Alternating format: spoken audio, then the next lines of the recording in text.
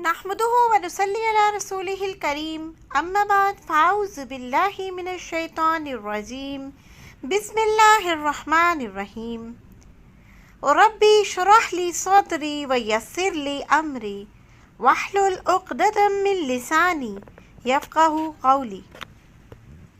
अस्सलामु अलैकुम व रहमतुल्लाहि व बरकातुहू। नाज़रीन व सामईन कराम, जैसा कि आप सब जानते हैं कि हम लोगों ने गुज़िश्ता 2 से 3 प्रोग्राम्स चाँद और सूरज ग्रहण वाले निशान पे पेश किए और इन तमाम प्रोग्राम्स को पेश करने का हमारा बुनियादी मकसद ये था कि हमारे नाज़रीन को, तमाम मुसलमान नाज़रीन को बिलअमूम और अहमदी बहनों भाइयों को बिलखुसूस ये बात समझ में आ सके कि गुज़िश्ता 125 साल से जो ढंढोरा पीटा जा रहा है कि मिर्ज़ा ग़ुलाम अहमद कादियानी मेहदी हैं और उनके लिए आसमान से सूरज और चाँद ग्रहण का निशान ज़ाहिर हुआ था और मिर्ज़ा कादियानी साहब का ये दावा था कि उनसे पहले या बाद में भी ऐसा निशान किसी भी मुरसिल या मेहदी के लिए पेश नहीं हुआ और ना हो सकता है। तो ये तमाम बातें, ये तमाम दावाजात दरअसल झूठ पर मबनी हैं। ये बात वजाहत से साबित करने के लिए हम एक पूरा का पूरा सिलसिला आपके सामने इसी खसूफ़ व कसूफ़ वाले निशान पे पेश कर रहे हैं। तो जो प्रोग्राम्स हमने पिछली 2 मरतबा आपके सामने पेश किए, जिनमें से एक प्रोग्राम में हमने उस कॉल का भी जायज़ा लिया जिसको बुनियाद बना के इस निशान को पेश किया जाता है, और फिर एक प्रोग्राम में हमने आपको ये भी बतला दिया कि मिर्ज़ा ग़ुलाम कादियानी साहब का इसमें कोई बड़ापन नहीं है, बल्कि ऐसा ही निशान, या यूँ कहिए कि बाइनी ही वही निशान मिर्ज़ा कादियानी साहब से 400 साल पहले इंडिया ही के इलाके में एक और मेहदी के दावेदार के दौर में भी पेश आ चुका है। तो मिर्ज़ा ग़ुलाम कादियानी कैसे सच्चे हो सकते हैं, क्योंकि उनके बकौल ऐसा निशान उनसे पहले ज़ाहिर ना होना ही दरअसल एक खारिक़े अमर बात थी, और उनके मुताबिक ये खारिक़े अमर बात सिर्फ़ और सिर्फ उनके दौर में पेश आई जब से ये आसमान और ज़मीन बने। ऐसा निशान किसी दावेदार के वक्त में, जबकि वो मेहदी होने का दावेदार हो या मुरसल होने का दावेदार हो, पेश नहीं आ सकता। अब ये क्या फरमाते हैं जी, गौर से सुनिएगा। तौबा तौबा तौबा, इतने झूठे लोग। ये सवाल ये है कि हज़रत मसीह मौऊद अलैहिस्सलाम ने इस निशान को अपनी सच्चाई के सबूत के तौर पर कैसे पेश फरमाया? सबसे पहली बात यह है कि ये मुनफरद एक निशान है जो सिर्फ मसीह मौऊद अलैहिस्सलाम से मुख्तस था। माजी में ये ना तो किसी मुरसल का निशान बना, ना आइंदा बनेगा। कि एक झूठ को छुपाने के लिए 100 झूठ जो हैं वो बोलने पड़ते हैं। आपको ये बात जो है यहाँ पे बिल्कुल सादक आती हुई नजर आएगी और 100% नजर आएगी।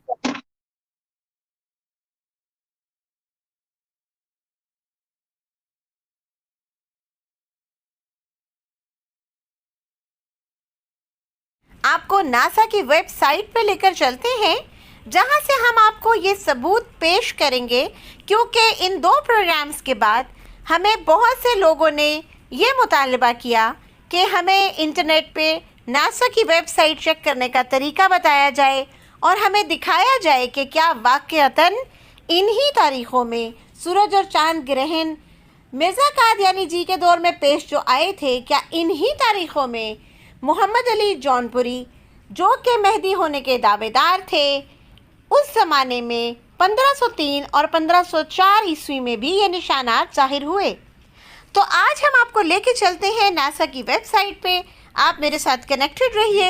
हम इंटरनेट पे सबसे पहले लिखेंगे NASA data of solar and lunar eclipse 1501 to 1600।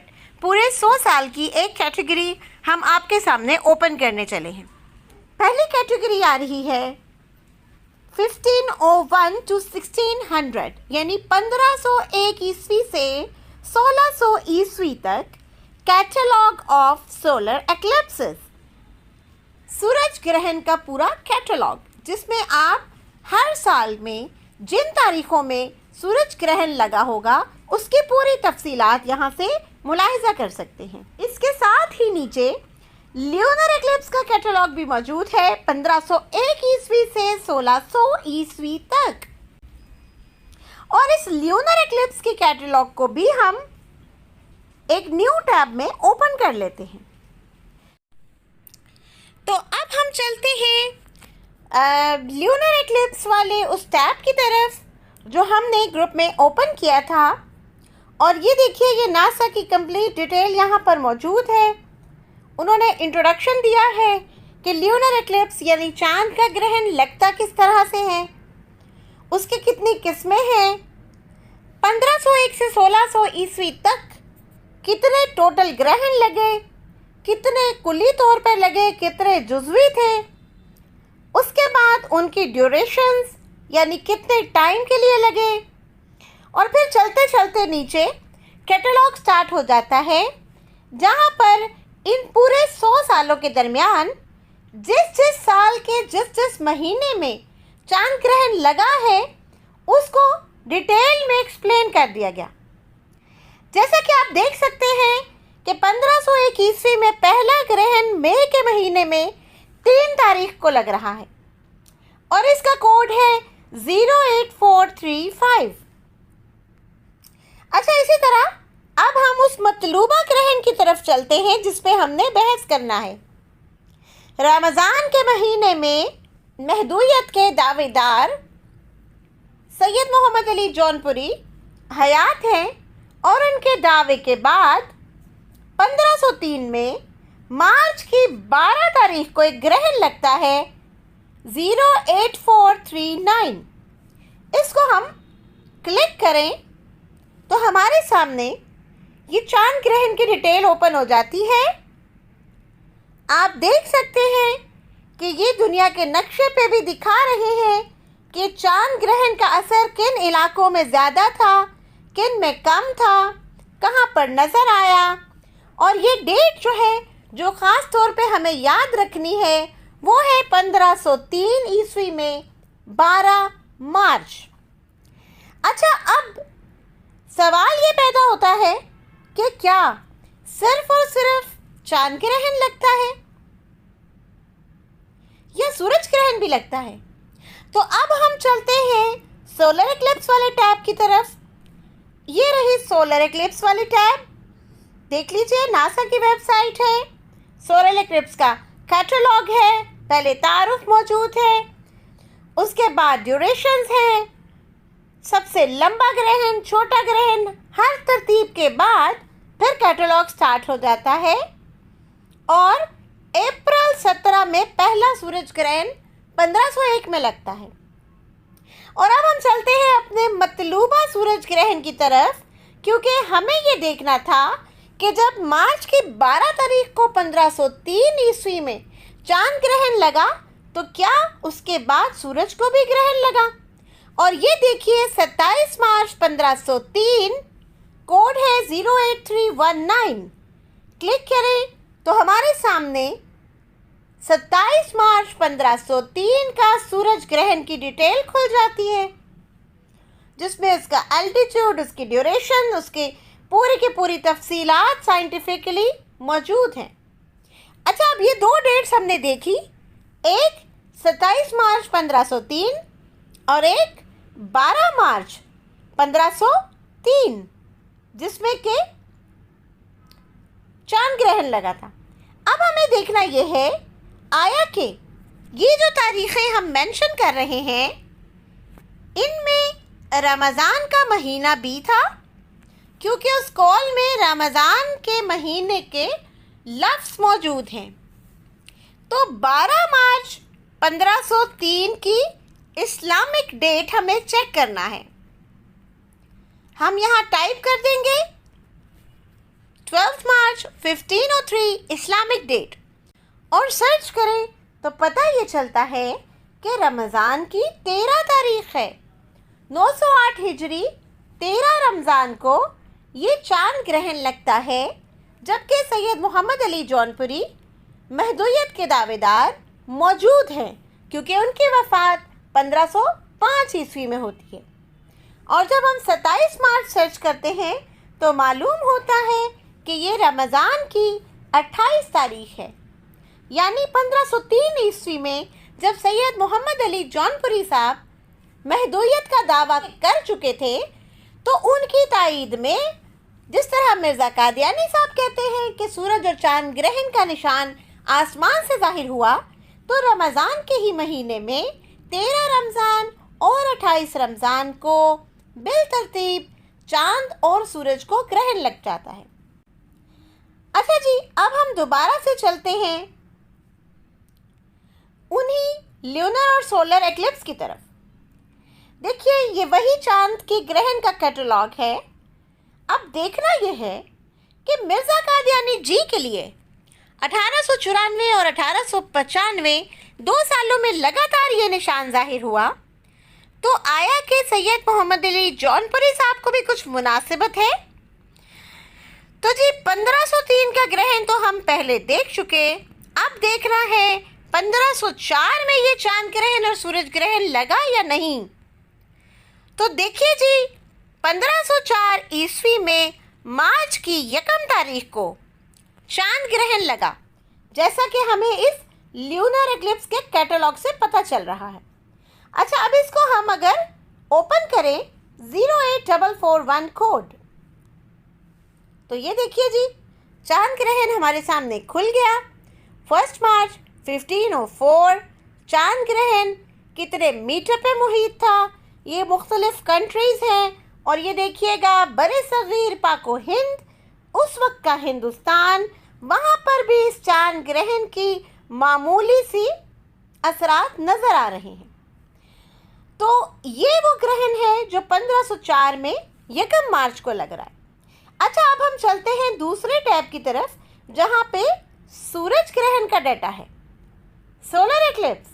अब ये भी तो देखना है ना कि 1504 में भी ग्रहण लगा कि नहीं। तो देखिए, 1 मार्च को लगता है चांद ग्रहण, और अब हम ये सूरज ग्रहण की सोलर एक्लिप्स के कैटलॉग पे मौजूद है, कैटलॉग ऑफ सोलर एक्लिप्स, और उसमें हमारे पास ये कैलेंडर डेट बनती है 1504 में मार्च की 16 तारीख। ये देखिए 08321, ये इसका कोड है। 08321 को जब हम क्लिक करते हैं तो 16 मार्च 1504 का सूरज ग्रहण भी हमारे सामने खुल जाता है। और पता क्या चलता है कि जुज़वी तौर पे सूरज को ग्रहण लगा था और दुनिया के कुछ ममालिक में वो नज़र भी आया। अब देखना यह है, आया कि 1 मार्च 1504 क्या ये भी रमज़ान में फॉल करती है? और जब हम गूगल पे इसको सर्च करते हैं तो आपके सामने ये देखिए 1 मार्च 1504 रमज़ान की 14 तारीख 909 हिजरी, हमारे सामने ये डेटा खुल गया।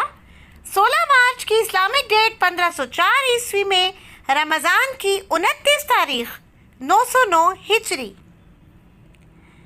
अब साबित क्या हुआ कि मिर्ज़ा कादियानी जी ने जो दावा किया था कि ये आसमानी निशान सूरज और चांद ग्रहण का सिर्फ और सिर्फ अल्लाह ने मेहदी से मखसूस किया था, और इस कौल को उन्होंने हदीस भी करार दिया, और इस कौल के मिस्दाक बनने के लिए उन्होंने इतना बड़ा, इतना बुलंद बांग दावा भी कर दिया कि ये अल्लाह ताला के मेहदी के लिए निशान है, और चूँकि मैं मेहदी मौद हूँ तो ना मुझसे पहले ऐसा निशान जाहिर हुआ और ना मेरे बाद होगा। जबकि अल्लाह ताला ने मिर्ज़ा ग़ुलाम कादियानी की झूठ का सबूत उनकी पैदाइश से भी 400 साल पहले रख छोड़ा था। अल्लाह ताला तो जानते थे, कोई जाने या ना जाने, अल्लाह की ज़ात ये जानती थी कि कई 100 साल बाद एक शख्स आएगा और आकर ऐसा दावा करेगा कि मुझसे पहले ये निशान ज़ाहिर नहीं हुआ और यही इसके खारिक आदत होने की निशानी है। और अल्लाह ताला ने 400 साल पहले एक शख्स को मेहदी का दावेदार खड़ा भी किया और उसके ज़माने में भी सूरज और चाँद को बिल्कुल उसी तर्ज पर 2 लगातार सालों में ग्रहण लगाया। बल्कि अगर मैं ये कहूँ कि रमज़ान की उन्हीं तारीख़ों में लगाया जिन तारीख़ों में कि मिर्ज़ा साहब दावेदार थे इस निशान के मिस्ताक होने के, तो ये झूठ ना होगा।